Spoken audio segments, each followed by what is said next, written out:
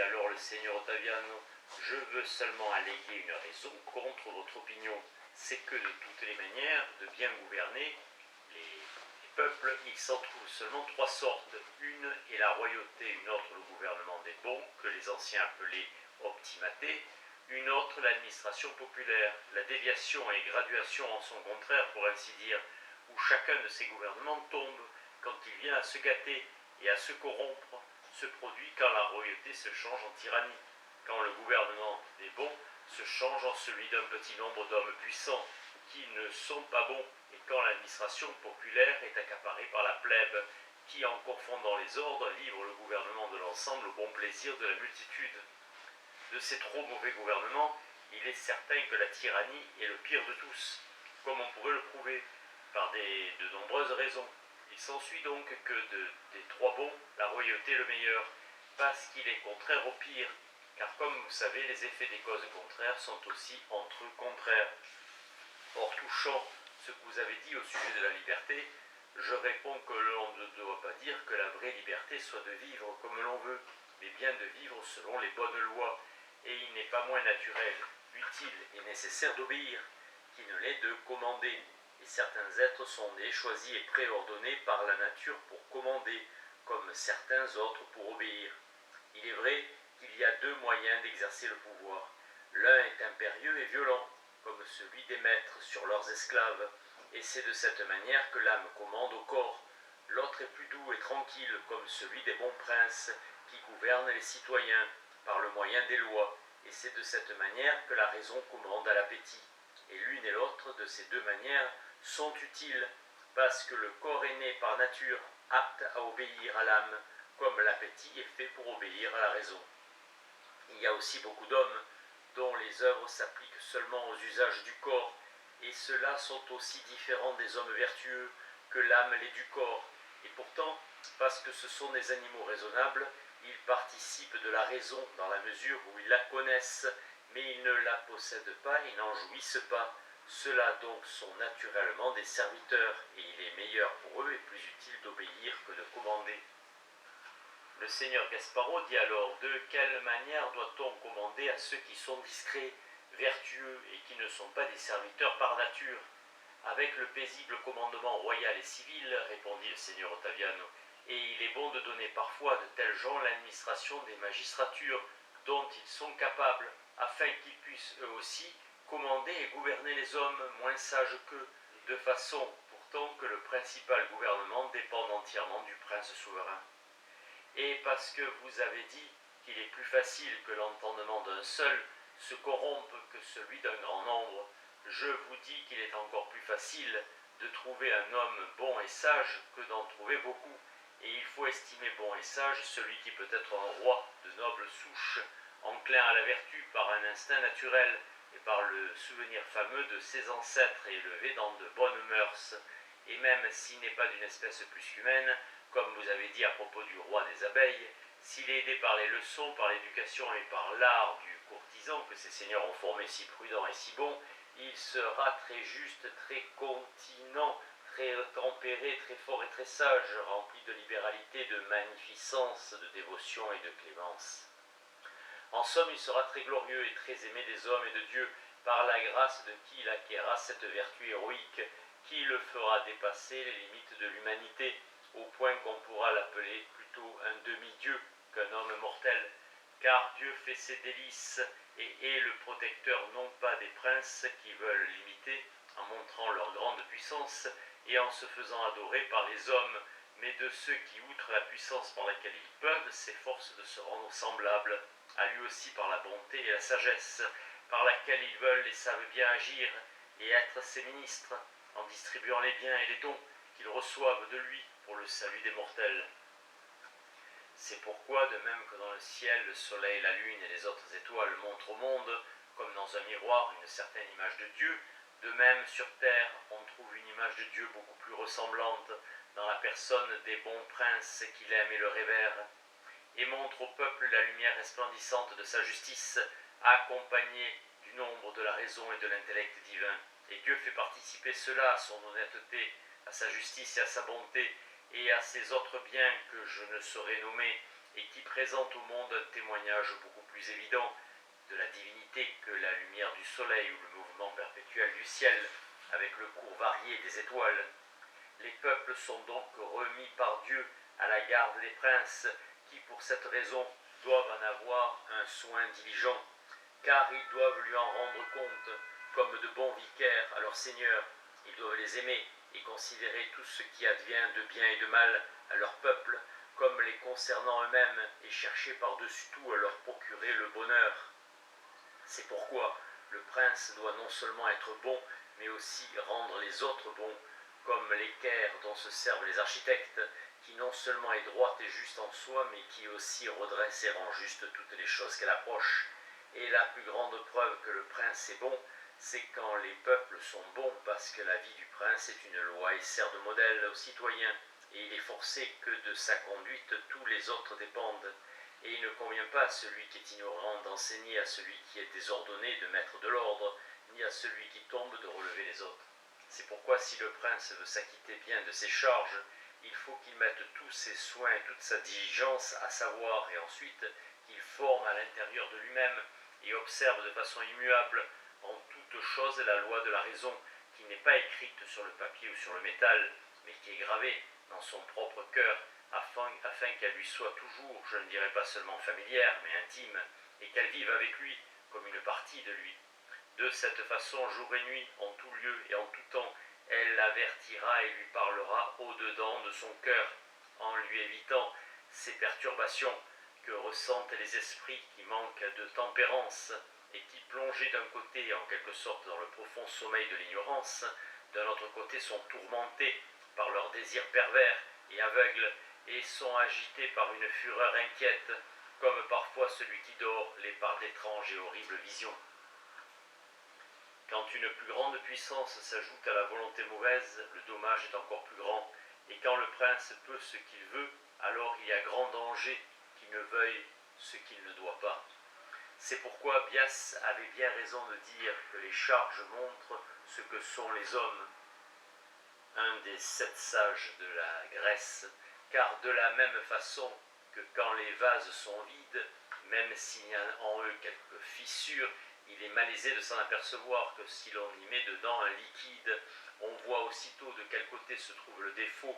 De même, les esprits corrompus et gâtés ne découvrent guère leurs imperfections, si ce n'est quand ils sont remplis d'autorité, car alors ils ne sont pas capables de supporter le lourd poids de la puissance, et pour cette raison, ils s'abandonnent et répandent de tous côtés les convoitises, l'orgueil, la colère, l'insolence et les manières tyranniques qu'ils ont au-dedans d'eux-mêmes. Aussi sans aucun égard persécutent-ils les bons et les sages, et favorisent-ils les méchants. Ils ne tolèrent pas que dans les cités il y ait des amitiés, des relations ou des intelligences entre les citoyens, mais ils entretiennent des espions, des accusateurs, des assassins, afin d'épouvanter et de rendre les hommes pusillanimes, et de semer les discordes pour qu'ils restent divisés et faibles. Ces manières de faire engendrent des dommages infinis et la ruine pour les pauvres peuples, et souvent une mort cruelle ou du moins une crainte continuelle pour les tyrans eux-mêmes, car les bons princes craignent non pour eux, mais pour ceux à qui ils commandent, et les tyrans craignent cela, même à qui ils commandent. C'est pourquoi plus ils commandent à un grand nombre de gens, et plus ils sont puissants, plus ils craignent et ont d'ennemis. Vous représentez-vous dans quel état d'épouvante et d'inquiétude permanente se trouvait ce Cléarque, tyran du pont, toutes les fois qu'il allait sur la place, au théâtre, dans un banquet ou dans quelque autre lieu public, lui qui, comme on l'écrit, dormait enfermé dans un coffre, ou bien cet autre Aristodème d'Argos, qui avait fait lui-même de son lit une sorte de prison, puisque dans son palais, il avait une petite chambre suspendue en l'air, et si haute qu'il fallait y monter avec une échelle, et qu'il y dormait avec une femme dont la mère retirait l'échelle le soir, et le matin la remettait. La vie du bon prince doit être entièrement à l'opposé de cette vie. Elle doit être libre et sûre, aussi chère aux citoyens que la leur propre, et réglée de telle manière qu'elle participe de la vie active et de la vie contemplative, autant qu'il convient pour le bénéfice des peuples. Alors le seigneur Gasparo dit « Et quelle est de ces deux manières de vivre, seigneur Ottaviano, celle qui vous semble le mieux convenir au prince ?» Vous pensez peut-être, répondit le seigneur Ottaviano en riant, que je me persuade d'être cet excellent courtisan qui doit savoir tant de choses et s'en servir à la fin que j'ai dite. Mais souvenez-vous que ces seigneurs l'ont formé avec beaucoup de qualités qui ne sont pas en moi. Pour cette raison, mettons-nous d'abord en peine de le trouver, car je m'en remets à lui pour cela et pour toutes les autres choses qui appartiennent à un bon prince. Je pense, dit alors le seigneur Gasparo, que si certaines des qualités attribuées aux courtisans vous manquent, il s'agit de la musique, de la danse et des autres qualités de peu d'importance plutôt que de celles qui appartiennent à l'institution du prince et la fin vers laquelle tend la courtisanerie. Toutes celles qui aident à gagner la faveur du prince ne sont pas de peu d'importance, répondit le seigneur Ottaviano,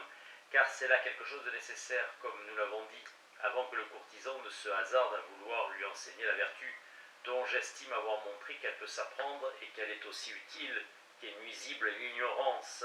d'où naissent toutes les fautes, et principalement la fausse estimation que l'homme a de lui-même. C'est pourquoi il me semble que j'ai suffisamment parlé, et peut-être plus que je n'avais promis. Nous vous serons, dit alors madame la duchesse, d'autant plus obligés de votre courtoisie que la satisfaction dépassera la promesse. Aussi ne refusez pas de dire votre avis touchant la demande du seigneur Gasparo, et de grâce,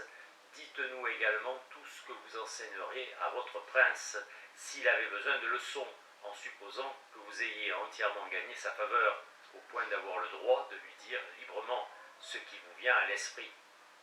Le seigneur Ottaviano se mit à rire et dit « Si j'avais la faveur d'un certain prince que je connais et que je lui disais librement mon avis, je crains que bientôt je la perdrai. De plus, pour l'instruire, il faudrait que j'eusse appris auparavant. Cependant, puisqu'il vous plaît que je réponde aussi sur ce sujet au seigneur Gasparo, je dirais qu'il me semble que les princes doivent s'adonner aux deux genres de vie, mais davantage pourtant à la vie contemplative, parce que cette dernière est chez eux divisée en deux parties, dont l'une consiste à bien connaître et à juger, à l'autre à commander droitement et par des moyens convenables des choses raisonnables et sur lesquelles ils ont autorité, et à les commander à ceux qui, raisonnablement, doivent obéir en des lieux et des temps opportuns. Le duc Federico parlait de cela quand il disait que celui qui sait commander est toujours obéi. Et commander est toujours la principale charge des princes, qui pourtant doivent souvent aussi voir de leurs propres yeux et assister à l'exécution de leurs ordres, et selon les moments et les besoins, parfois aussi agir eux-mêmes. Tout cela, certes, participe de l'action, mais la fin de leur vie active, de la vie active, doit être la vie contemplative, comme celle de la guerre, la paix et le repos, celle des fatigues. C'est pourquoi c'est aussi le devoir d'un bon prince d'instituer si bien ses peuples, et avec de si bonnes lois et ordonnances, qu'ils puissent vivre dans la tranquillité et dans la paix, sans danger, et avec dignité, et jouir honorablement de la fin de leurs actions, qui doit être le repos. En effet, il s'est souvent trouvé bien des républiques et des princes qui, dans la guerre, ont toujours été très florissants et très grands, et qui, aussitôt qu'ils ont eu la paix, sont allés vers la ruine et ont perdu leur grandeur et leur splendeur, comme le fait le fer qui n'est pas utilisé. Et cela ne s'est produit que parce qu'ils n'avaient pas une bonne institution de vie dans la paix, et qu'ils ne savaient pas jouir de la tranquillité. Il n'est pas permis de demeurer toujours en guerre, sans chercher de parvenir à cette fin qu'est la paix, bien que certains princes estiment qu'ils doivent principalement tendre à dominer leurs voisins, et par conséquent entretiennent chez leur peuple une sauvagerie belliqueuse qui les pousse à piller, à tuer, et autres semblables actions. Ils leur donnent des récompenses pour exciter cette sauvagerie qu'ils appellent courage. De là vient que jadis, chez les Scythes, il y avait un usage qui voulait tous ceux qui n'avaient pas tué un de leurs ennemis ne puissent boire dans les festins solennels à la coupe que l'on faisait circuler parmi leurs compagnons. Dans d'autres lieux, la coutume était d'élever à l'entour de la sépulture autant d'obélisques que celui qui y était enseveli avait tué d'ennemis. Et toutes ces choses et d'autres semblables se faisaient pour rendre les hommes belliqueux, à seule fin de dominer les autres, ce qui était presque impossible, parce que c'est une entreprise infinie que de vouloir subjuguer tout le monde, et peu raisonnable, selon la loi de nature, qui ne veut pas que nous plaise chez les autres ce qui nous déplaît chez nous-mêmes. C'est pourquoi les princes doivent rendre leur peuple belliqueux, non par envie de dominer, mais pour pouvoir se défendre, eux-mêmes et défendre leur peuple contre ceux qui voudraient les réduire en servitude ou leur faire quelque tort, ou bien pour chasser les tyrans et bien gouverner les peuples qui étaient maltraités, ou bien pour asservir ceux qui seraient par nature tels qui mériteraient d'être réduits en servitude avec l'intention de bien les gouverner et de leur donner la tranquillité, le repos et la paix. À cette fin aussi doivent tendre les lois et toutes les ordonnances de la justice en punissant les méchants, non par haine, mais afin qu'ils ne soient pas méchants et qu'ils n'empêchent pas la tranquillité des bons. Car véritablement c'est une chose monstrueuse et digne de blâme que dans la guerre, qui est mauvaise en soi, les hommes se montrent valeureux et sages, et que dans la paix et le repos, qui sont bons, ils se montrent ignorants, et de si peu de valeur qu'ils ne savent pas jouir du bien. De même donc que dans la guerre, les peuples doivent cultiver les vertus utiles et nécessaires pour parvenir à sa fin, qui est la paix. De même, la paix, dans la paix pour parvenir aussi à sa fin, qui est la tranquillité, ils doivent cultiver les vertus honnêtes, qui sont la fin des vertus utiles. De cette manière, les sujets seront gens de bien, et le prince aura bien plus à louer et à récompenser qu'à châtier. Et le pouvoir, tant pour les sujets que pour le prince, sera très heureux, non pas despotique, comme celui du maître sur le serviteur, mais doux et humain, comme celui du bon père sur le bon fils.